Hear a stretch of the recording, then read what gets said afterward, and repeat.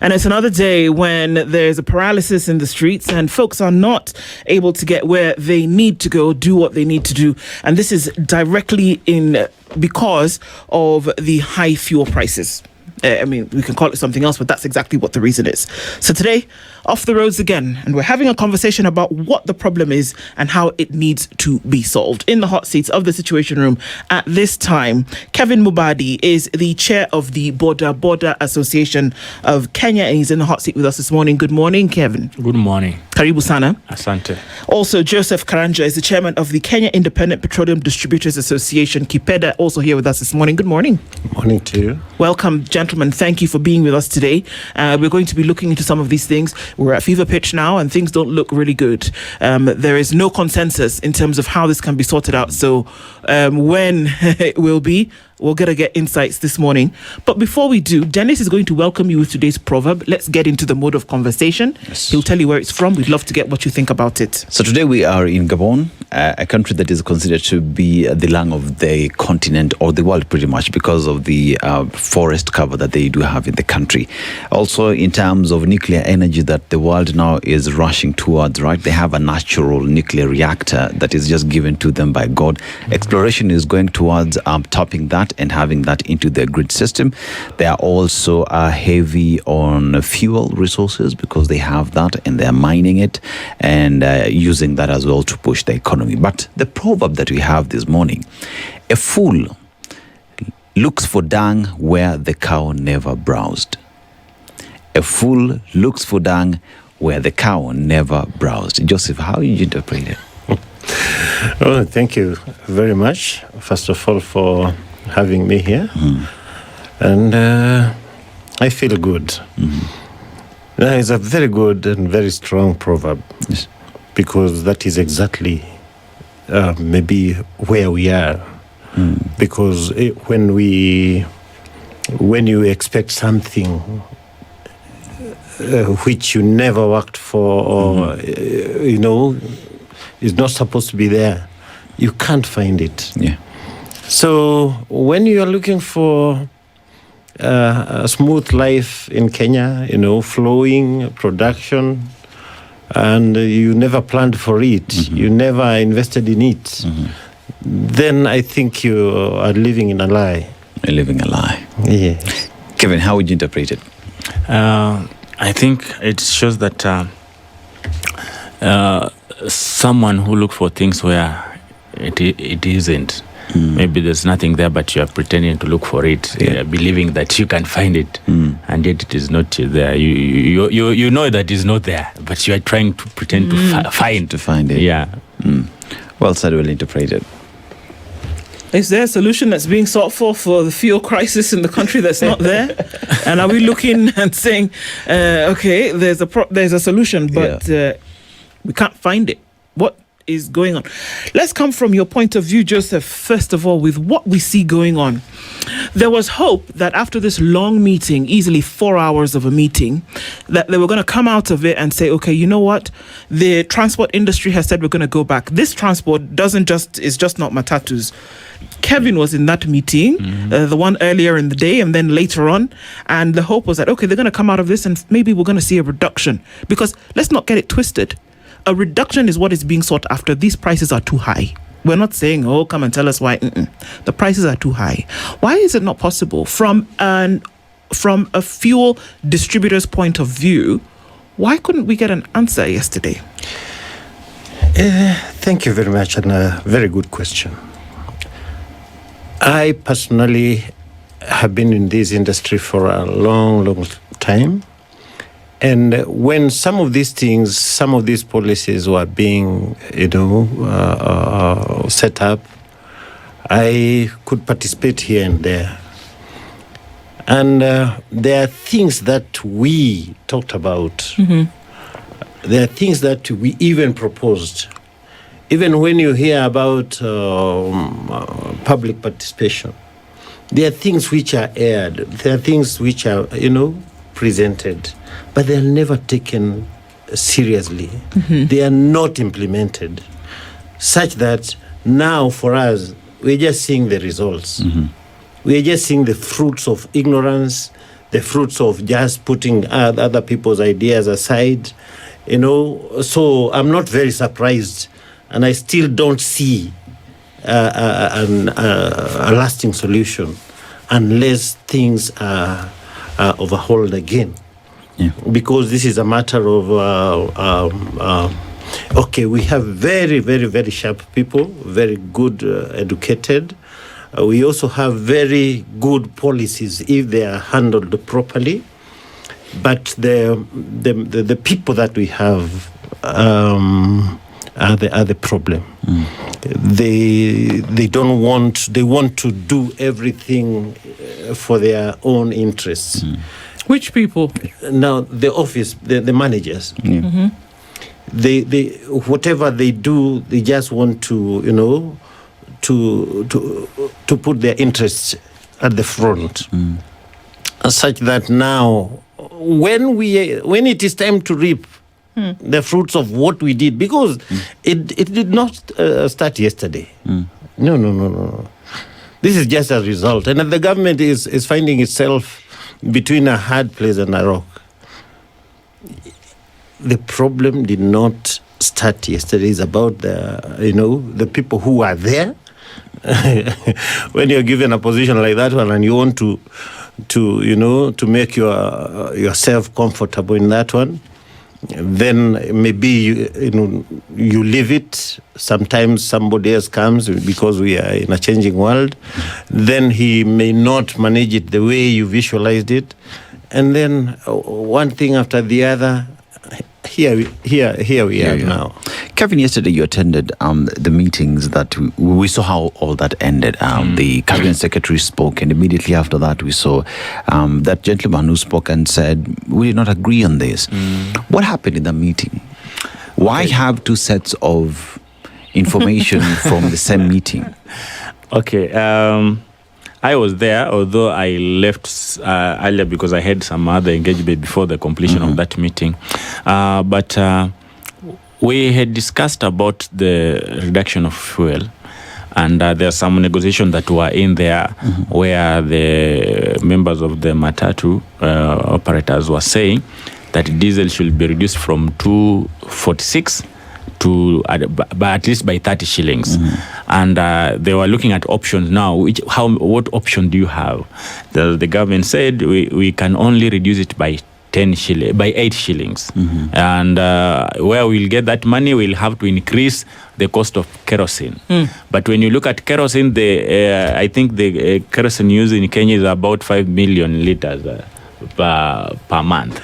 So the subsidy that goes to kerosene is only 500 million, which is $500 million. When they bring this $500 million to caution the diesel, it is not enough. It was coming to only 1 point something shilling. So it could not reduce anything tangible. So they had to look for subsidy for the next month for around 2 billion. So when that 2 billion came, that is what cautioned it to around 8 shillings now. But the minister said, okay, let's go. We had a long negotiation, so they said, let's go and discuss, then we'll come back and at least say, give you an option. But as they were leaving, they said, okay, we have agreed on 2 parameters, but we'll come again and have another discussion. So I think, but when the CS came back, he said that we have agreed, and that's where some of the members were not okay with that, and they said, no, we didn't agree. We said we'll come back again. Although you have received your 10 shillings that you have reduced, we are happy with that, but we did not agree that everything is okay. We will have another day to discuss again and come up with a better solution. So that's what transpired yesterday. One would ask the question then, if you look at those who are offering transport services in the matatu sector, I remember that gentleman saying, we are not striking because we do not want to offer service. It's because we are fighting for Mwananchi, right? I just want to understand what is making it difficult. Just break it down, what it means to fuel your car and offer that service. There was some calculation that were done by the owners of the matatus, and when you look at the cost, it's true, everybody agreed that they are making losses, because you find this guy with the current price, Per day, they have the cost of fuel on matatu has increased by 6,000 shillings. So when they were doing their calculation, if you have a loan and all those things, you remain with 2,000 shillings as a profit at the end of the day. So this 200, you have to pay the makanga, you have to pay yourself, you have to pay other expenses, which was becoming very difficult for them. And that's why they were trying to negotiate. Okay, let's see how this diesel prices can come down to a lower margin. But the government was also on between a hard rock because they were saying this diesel, the prices has increased. It was around 600 per barrel, but now it is 1,000 plus per barrel. So you see, it has doubled. But in Kenya, also what they were trying to say is that if they were not cautioning Kenyans on this fuel through subsidy, then the 1 liter at the moment should be sold at 300 shillings plus.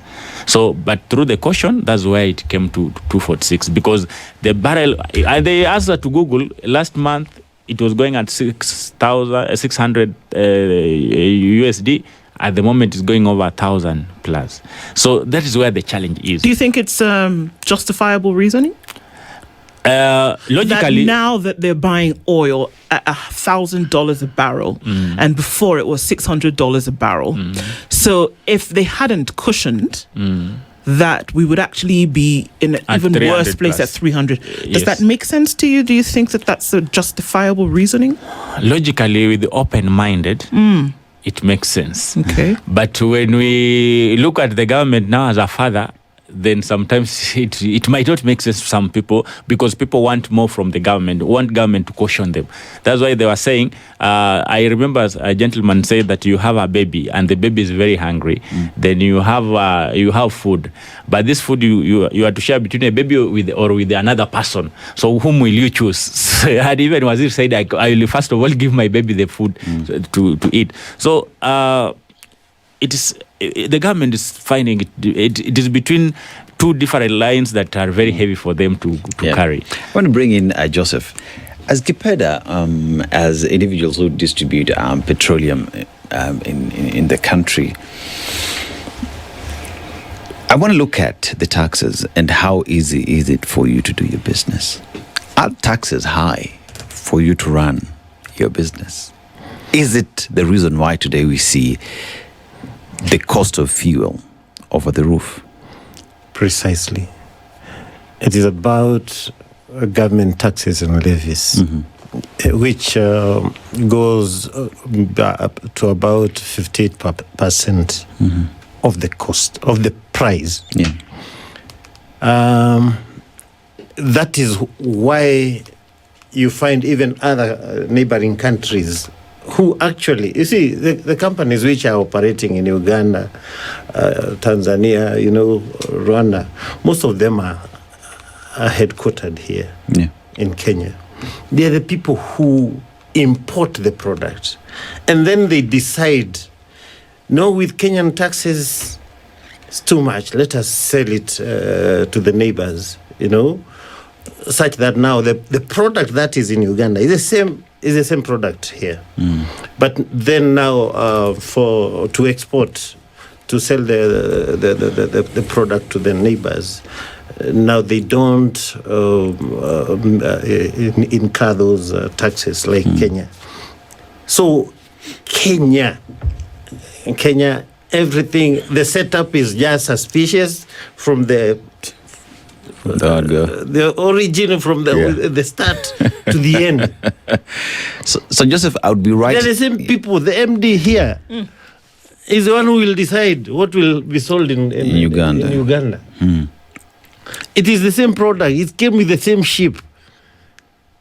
If I import maybe 1,000 liters, then I'll decide out of these 1,000 liters, I will sell 600 liters in Uganda. And then I remain with 400 liters. There is even a whole section in the system, KPC, which whose work is to now send this amount of product to Uganda.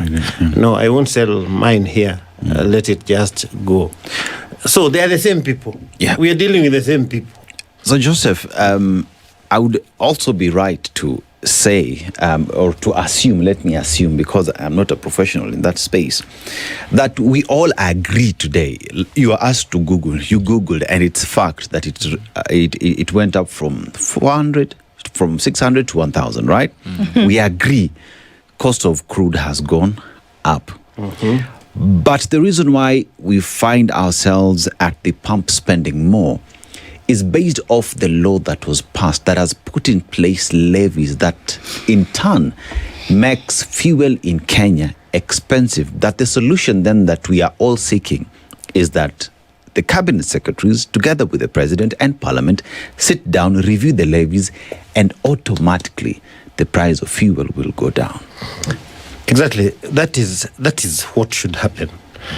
But now the guys, for me, today I'll just talk about the people in the offices, because they are supposed to be thinking, thinking. I'm concerned about who these people are that the office bearers. Which office are we talking about here? Ministry, like now, yesterday, the president. When they after the meeting. Yeah. How do you describe or interpret? You've just finished a meeting, and then somebody there and there decides to talk lies. You see, mpaka watu wadogo, they are forced to stand there na kusema si hivyo tumezungumza mkubwa. Hii ni aibu. Okay. Na kama anaweza kufanya aibu in front of people, what about when he is locked in his office? In his office. All these systems, the setup, they're suspicious. They are bad. In fact, what is happening in Kenya is not even about logic. I mean, vitu ambazo mnaweza sit down and talk. Is we sit down and start discussing. And before we even start discussing, I'm already suspecting you. I want to go back to this cost, because it is indicative of then what is going to happen. So there are two sides who are talking about the fact that one thing that everybody has agreed on is that the price is high. Yes. Right? Yeah. Coming from the Ministry of Energy and Petroleum, the price is high. It is. Coming from the folks who have to buy it, it is high. The end user, then for whom a lot of this responsibility is dumped, also agrees that the price is high. But let's look at the details, shall we? How much is a barrel of crude today selling for, Kevin? It is a slightly above $1,000. Not possible. Divide that by 10. That is 100. Yes. A barrel of crude today, if it goes really high, is $112. $112. Yeah. It moved maybe $3 in the last 3 weeks. Even with the issues around the Strait of Hormuz, the selling rate of a barrel of oil today is $112. And that's come with the intervention of the United States here and there, and said, okay, let's move things around a little bit, because then they had to then cushion the cost. But it's $112. It has shifted $3 in the last 3 weeks. So can that really be used as an excuse as to why the price has shifted specifically in Kenya, around the world? Or are we looking at a scarcity of the product because the channel for movement then has been compromised? So when we make an argument, what are we making that argument based off of? Now, if you, because this thing is affecting the whole world. Yeah. Now, unless Kenya has a side, issue which they want to settle with some money, and they now have a window to get some more money, then we should not be experiencing this. Yeah. So I think, just like I'm saying, Kenyans, we are just suspicious because those are the kind of managers that we have for our lives. Kevin, Yes. in that meeting, did you trust what was being said? Did you trust that a minister, cabinet secretary, would stand after that meeting and give you a solution to lowering the price of fuel, whereas there has been no move of amendment of the law that describes how much fuel will be sold in the country? Did you at any point trust that there would be a solution after that meeting? Yeah, because all those things were put bare on the table. We had two options. We had what we call quick wins, then long-term wins that we might need to go to the parliament. So as we started discussion, we had some hopes and trust. We trusted each other first. We asked ourselves, let's trust and believe in each other that we are going to come out with a solution at this table. And the ministers put down the quick wins. What can be done to caution, to quickly lower the fuel, because there are some things that are possible. We have others that are not even possible. Even the president, if the president was to give an executive order, it was not possible until it goes back to the parliament. So whatever that was possible was to get the subsidy money from the next month's subsidy to this month, so that they caution.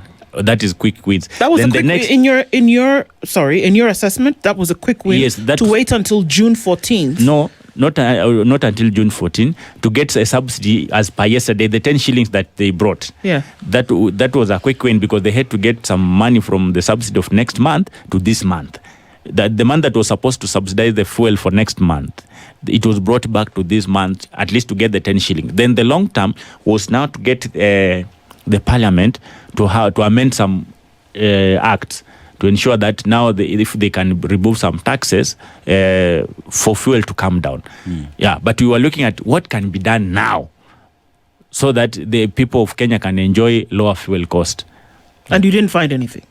We only found 10 shillings from all that thing. Okay, so the 10 shillings was not going to make it, obviously, because what that did is that then it reduced diesel. Yes. So petrol prices were going to remain the same. Yeah. Diesel was going to reduce by 10 shillings. Yes. But then kerosene, paraffin was going to increase by 10 shillings. Not so 10, 38 shillings. That was going to increase by 38 shillings, right? So the money that you remove from here, you essentially just put it somewhere else, and somebody was going to bear the brunt of that expense. So it wasn't really a solution.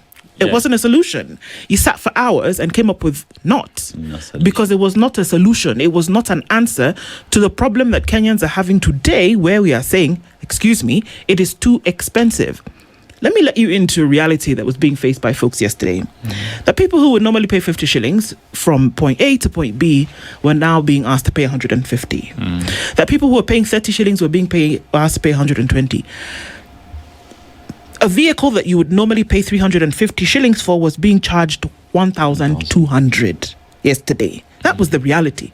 So people were saying, and this is now maybe when we start to sink into what Joseph is saying, that the people who are managing this process are bungling the process at the same time. Because in what reality will you allow your people spend 3 times the transport cost in a system that's not even a transport system in the first place, in a public transport system in the first place, and see that that's okay, and come back and tell people, well, we're stuck between a rock and a hard place? Okay, but there could be something else. That these problems, Joseph is saying, did not start with this month's IPRA announcement. These are things that have been long in the running. And so how do you solve long-term problems? And we seem to have an issue with that. And it seems that as though this impasse is going to be there for a minute if there is the reluctance to reduce the taxes and levies on fuel. That's that's where it is. That you can't reduce the landed cost because the thing has already gotten here. But can you do something about the cost as pertains to the levies and taxes that have been applied to it? Do we not see any sense in that? Or does this conversation just find its way down the drain? I think because of the policies that are there, for fuel to come down, there must be a hand from Parliament. So it is now between the Parliament to amend the acts and so that some taxes can be reduced. So That's where we are. For us to get any serious, tangible solution, it needs the hand of Parliament. To do what? To amend the taxes. Okay. The tax laws. Yeah. So tax laws must be amended. Must be amended. And you see right now, even the CSS are hand-tied. They can't do anything. If you do anything, you are abusing the law. You are against the law. So for us to get a serious, tangible thing on these fuel issues, the Parliament must come in, amend the taxes. Joseph, what we're seeing today is, I call it a ping-pong game. Because where we find ourselves today is based off, like you said, decisions that were made way back. It's the reason why we find ourselves here today. That today, even if Kenyans will go to the streets, matatu operators, everybody in the transport sector would down their tools today. Unless we go back to Parliament and the law is changed, we will see no change. Because anything that would happen outside the law is illegal. That it's two things. Either an executive order comes that would change things, or Parliament moves in earnest and change things. What you're seeing today will continue. That the cabinet secretary cannot come and tell us that they have lowered, not even the president can lower the cost of fuel.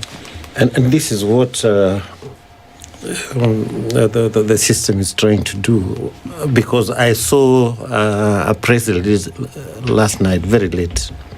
The one now is supposed to be reducing the price by 10 shillings and increasing kerosene. I saw it very late at night. And I was asking, when we had a similar issue some times ago, nothing could happen before it is taken to the Parliament. Even the last month, when the president declared that 8% of VAT, still the Parliament had to come back and ratify that. Such that, for me, it is still very hard. And I'm waiting to see what is going to happen. Because our policies, I think they're very good when you observe them. But the implementers, morals in our leadership is completely rotten. And the attitude, I'm still disturbed by how, what, hiyo kiburi. You can just kuzungumza na watu like 30. And then hapo tu naamuka na kusema si ndivyo tumekubali. And it was gazetted. I have a question. Yeah. No, it's about the people who are managing this. I hear what you're saying, and I to an extent understand that. But the Energy Petroleum Regulatory Authority, EPRA, who's responsible for regulating the cost of fuel and its products, hang on. Every month on the 14th, we get this, announcement that this is what is going to happen. That doesn't go through an act of Parliament. By the time these levies and taxes are appropriated or accorded to this fuel, it doesn't go through Parliament. But here we are, and we are saying, in order to have any of that reversed, Kevin, that we then must have the CSs hand-tied, and that we must now go back to Parliament for Parliament to see how they can reverse some of the charges on these levies and taxes. Please, help me understand. I just say something on that? Now, when EPRA is doing their calculations for the month, they are able to know, because even from the time of quotations, they know the prices, the landing costs.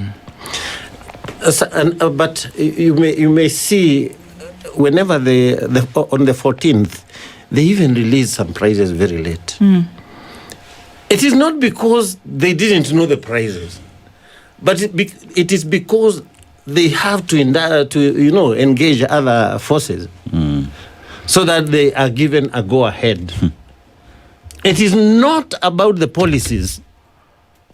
Now we come back again to individuals. For what? I think you're trying to say something, Joseph, without saying it. Here is that, yes, you keep talking about these people who are lurking in some shadow. Who are the ones who then give authority to IPRA to either reduce or increase the price? It sounds as though I'll bring my proposal and the facts. I've done my calculations, I've explained everything, but you have to approve it. Okay. Now, it is upon you, the way you will feel, the way you will want it to approve so that it becomes effective. So, is it the mathematics or is it the individual?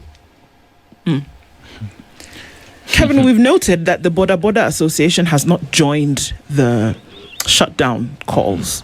Why is that? Okay, it is not that we have not joined, but you see, we say the demonstrations or keeping away from work, it's an individual decision. Remember, even when the pronouncement was made for Mugomo, they said the road should be open. And you see, your right should not infringe into another person's right. Okay. You know, you have a right to come here and work. Another person has a right to go and do his work. So what we say as a sector is that depending on your need, you can either join or go and work. Okay. You have that freedom. And that's what we gave our people. Because I don't know what is ailing you today. I don't know if you slept hungry yesterday and you really want some 10 shillings to continue with your life. So we gave it a blanket open check so that you fix in. If you see that it is really hurting you and you cannot manage, join the rest. But you feel that today you are hurt and you must at least get something to eat, because this is the city. Is not like in the village where you will go and get some arrowroot and something. So we gave our people an open check that this is something that is ailing the country. It is true the fuel is expensive, but you do what you feel it is right for you. Yes, and do it in a way that you don't infringe in somebody's right. I think that is the Constitution. It gives us freedom of speech, freedom of expression, and anything that you want, you can do it freely. Okay. So, yeah. Joseph, do you think that there is something that can be done to alleviate the current situation that we find the nation in at the moment? Yes, there is. This is, most of these things, they are just the same principles which we also operate with even in our houses. And sometimes you might find yourself, I gave the wrong instructions here, or I did not handle this thing properly. So what you do, you just, undo what you did, and then reset. Only that now this is a big thing because it's a national thing, but it will demand an overhaul of whatever is affecting the prices. There are so many levies in the petroleum which can be put aside. We have to suspend even those countries which are other countries in the world. They are suspending some things which are not necessary. There are times when we want to do development, but when there is a calamity or a problem, a severe problem, then we can stop these ones first and handle whatever will have us survive. Such that some of these levies, they are not necessary at the time being. We will still have time to develop. We'll still have time to do other things and travel. But if you have a sick person in the house, then you need to really think about it and put some things on hold. Yeah. From a distribution point of view, so fuel is being distributed to stations around the country, is it? Not yet. You see, really? that is another thing that people are talking about now. I heard somebody saying, "Is it about availability of the product or the price?" Even even the product is not available because of the price. So let us talk about the prices so that now the product can be available. Because what are petrol stations making on top of this? I mean, two shillings a litre. What is the margin of profit that they're making upon what they buy it for and what they sell it for around the country? Now we have two sides of the dealership, because we have the multinationals with their stations, and we have the independents, now us. Now we as independents, yes, we don't have our product. We don't import. You just buy it when it's here. Yes. Yeah. From these majors. Okay. Now, when they say that we only have enough for us, for their stations, then we are left without. And if you're going to get anything from, a friendly gesture, then you'll be given 2 shillings as your profit. So you would buy it for, let's say, diesel, for example, that's now retailing at 246 shillings. You would buy it for 244 shillings. Yes. That's what's happening currently. That's what has been happening. Okay. So that you can access the product. Maana mtu anakuambia hii ni ya mtoto, I can't give you. It's for my children. But kama nitakupatia ni kidogo tu na kwa bei hii, you have to give me more money so that I get some more for my children. Hii mambo mwingine unasikia ya subsidy, they are refusing because hii pesa serikali si ya kwamba inalipa hapo inakuwekea for 6 months. Okay. Sasa inaanza mvutano tena, you have not paid my subsidy for the month, Sasa tena no, ngojeni, I don't have cash to buy that product. So the little that I can buy, I'll spare it for my petrol stations. It's very complicated. It does sound so. And then that people don't worry themselves with the details of it, but that at the end of the day, people want to then be able to purchase a commodity that is not so expensive. What do you see the day looking like today, Kevin? Today, again, there's no movement at all. All the matatus are home. And I think the country is losing so much. The earlier we get the solution to this issue, the better for the country. You can imagine how much the government lost on revenues yesterday, how much is being lost today, even tomorrow, maybe if the matatus will not join the roads to ferry people. So I think the government must rethink. They should sit down and rethink as fast as possible to ensure that our economy moves forward. Yeah. They should just come up with a solution even today before the end of the day and say, okay, we have, because what our people were asking for is not even everything. They said, okay, give us 30%, 30 shillings decrease. Yeah. So they gave us 10, we are remaining with only 20. If they can do something about the 20 that is pending, so that people can go back to work. Yeah. But as we speak right now, everything outside there stands still. You see, you can't even hear any voice, the noise outside there. Yeah. So there's a big challenge. Yeah. So we're looking at another shutdown today, then going into the day where likelihood of getting a solution is unknown at the moment. Is it too simplistic? And I think just like to get a clear answer to this.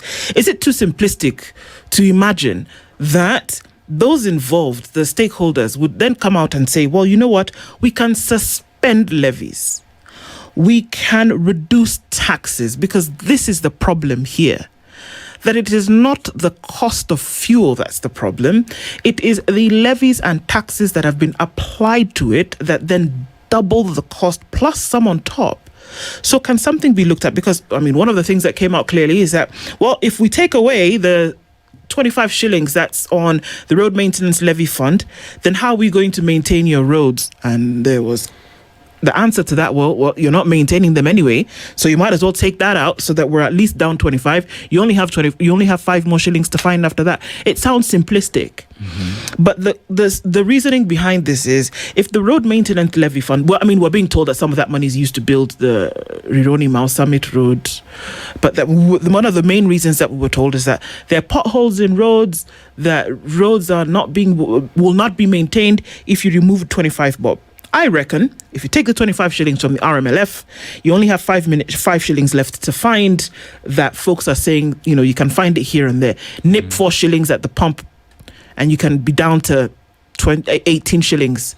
Nip another 1 shilling here off VAT at BS7 Bob. Very few countries around the world charge VAT on fuel. There you have the 30 shillings that the folks are looking for. From where I sit, it is possible to come up with a solution. But it seems as though a blunder might have already been made that precludes you from making that simple solution. So isn't it what you're saying that's true, Joseph? You need to go back to the source of the problem and figure it out. It's not a made problem. This was not a problem that sprung up on you on the 14th of May. It was before. Yes. But here we are saying, we need to find something quickly. No, go into it. So yes, take the RMLF money of 25 bob. Take it away. Because you're not maintaining the roads anyway. And you're doing things on illegality when it comes to the Mironi Mao Summit Road anyway. It's uncontracted. So how about we suspend that for a minute because you're not doing anyway. Dindin Euro said we can take 4 shillings away from the pump and make it 18 bob instead of 22. You already have your 29 bob that the folks are saying that we need to then be able to make sense at the pump. So you can even do 29 bob. There, in this 5 minutes, we've got you 29 shillings. Why is it so difficult to then say, let's go ahead and do it? You see, some of these things, and rightly what you're saying, it's just like how we manage our places, our homes. If you had promised a child a new uniform this term, and then something happens and there is no money, you tell the child, you tell the teacher, I'm not buying a new uniform. He or she can use this one for the moment. So such that this road development and what they can be suspended. And Kenyans are very productive. They are very innovative. They can make this money again if you enable them, if you give them what they need to do whatever they know how to do it, such that you just create an easy way, a soft avenue for them to exercise whatever they want to do, and they will get back the money back to you. I think it is possible. It is possible. Let them remove the taxes, and the fuel will flow, and the people will work, and we shall reap the products. Do you think that can work? I mean, because we can say, well, do anything, reduce the prices, but we found some money here. And somebody was saying, I'm being impractical, Kevin, but we found some money here that can actually be moved around. You've done it before. You've suspended VAT to the tune of 8%. You've reduced money here and then been able to find it. You can do something because the country is bleeding at the moment. We found some money. Why would it be so difficult to just apply it? Yeah, I think the difficulty is in the laws that... oh, come on, Kevin. When IPRA was increasing this money after regulating, they did not go to Parliament and say, excuse me, by the way, we're going to increase fuel by 46 shillings. Let me tell you something that happens. You know what IPRA does, my friend here has said, there's already formulas. So it depends with the landing cost. Once they use the landing cost, feed into the system, it generates the formulas as per the law that is already there. Everything. Who inputs the formula? Okay, you see now there is this 8% VAT. You know it's already there. So when the fuel lands, the VAT of 8% must be there unless it is removed by the Parliament. Let me give you an example, Kevin. If I'm on my computer, right, and I am typing a document and I want to save it, and I say Control S, I don't even have to go type file, whatever. I just say Control S, it saves the document. Yes. If I'm still typing and I say Control Z, You delete everything. If I say Control A, I highlight everything, Control C. That's a formula, isn't it? Yes. But somebody designed the formula and put it in the system. Yes. It didn't just find itself there by the miracle of now God. that's somebody's Parliament. They designed the laws, they put there the taxes, they blocked everything. Now, whatever you do, you have to follow. You have to control and S, to control and A to highlight everything. Do you think control and Z to delete? If you do control and L, it won't delete. Do you think IPRA is willing to say to Parliament, you know what, guys, we and the Ministry of Petroleum and Energy, we really want to reduce this price. So please, Parliament, can you rework the formula? Do you think that's the conversation that's being had? Yeah, that's the conversation we had IPRA is yesterday. having a conversation right now about asking Parliament to rework the formula so that we can have reduced fuel costs. In fact, that is what we discussed yesterday. And that's why what we sent them to look at all the options that are available, all options that are possible for fuel to come down. And those are some of the issues that they were looking at on tax amendments, subsidies, to see how can this be possible. Yeah. So they just have to go back to Parliament and find some quick solutions on this. Yeah. Without Parliament, there's nowhere we are going. Yeah.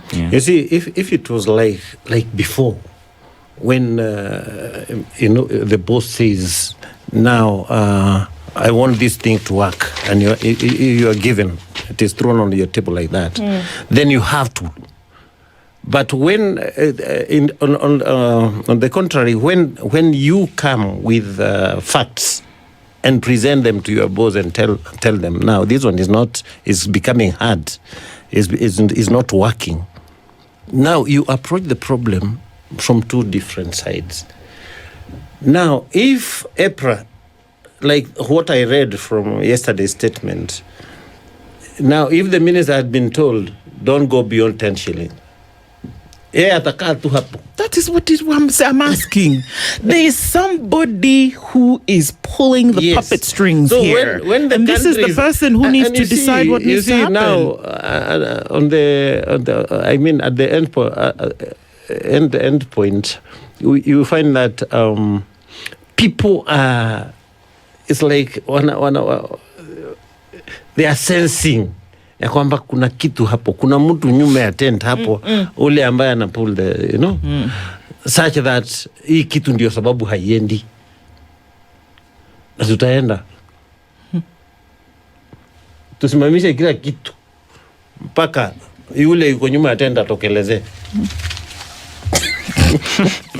Joseph. Yes, it's not mathematics. Mathematics people can do. The facts are there. And we know we touch these things, but now yule mtu ana adjust temperatures. All right, so there's a spoon in the soup that obviously there's something, because I'm going to go back to that thing, the formulas that we talk about, and you say that this rests right in the hands of Parliament.